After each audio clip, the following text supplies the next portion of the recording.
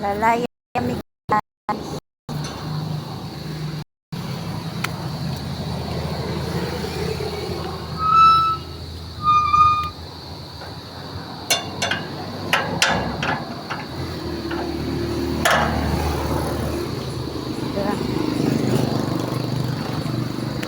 Ayan, may nag-boarding house.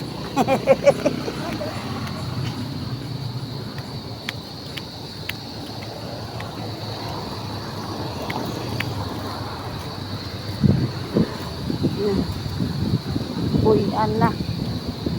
Nakapurma na si Kuya. Sarap tulog Kuya. Aircon. Sabi niya, dito ako hayahay.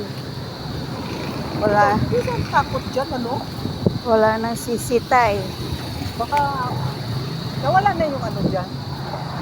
Yung, Mga hindi makagat na ano. wala.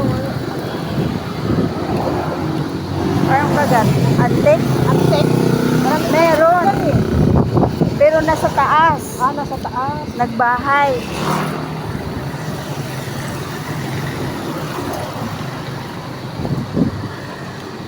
Bilugaw. Makalakad-lakad man lang tayo, sabi ni Kuya. Ano, magsasakay ka pa? Sabi ko, ay hindi na. Pero sabi niya, o sige, maglakad ka para maka-exercise ka naman. Sabi ko, nagsalita. Paliitin mo tiyan mo. Tawang-tawa niya. Hindi ba dyan? Doon. Doon pa. Oo nga. Doon pa pala. Kainaw, parlor yan dyan. O, salon. Salon. Mag-loan ka pera? Hindi, salon. Yung ano ba? Salon! Party ba? Paganda. Salon. Pili ko kasi loan. Yung kaibigan ko nga, yung kinuhaan ko ba ng ano? Tawid na tayo. Tara. Yung kinuhaan ko ba ng cellphone? Ang ganda ng bahay sa probinsya. Kita-kita. O, nandoon sila, umuwi. Ay, umuwi siya? O, kasi nga yung kapatid niyang OFW umuwi. Ay, ayan. Tapos yung sahig nila, oh, na makita man panty mo. Ay, talaga? Marmol. Ay, mayaman Ang pala. kintab. Mayaman pala sila. Pero nasa gitna ng bukid. Bahay.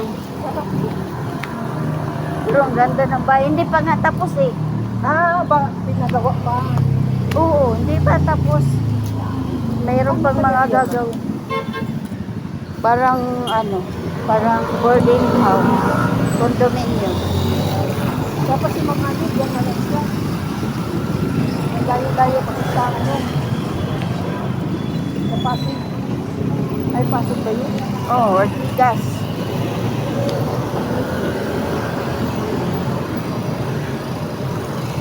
Gusto mo magrenta tayo dyan? Ha? Magrenta tayo? Magrenta.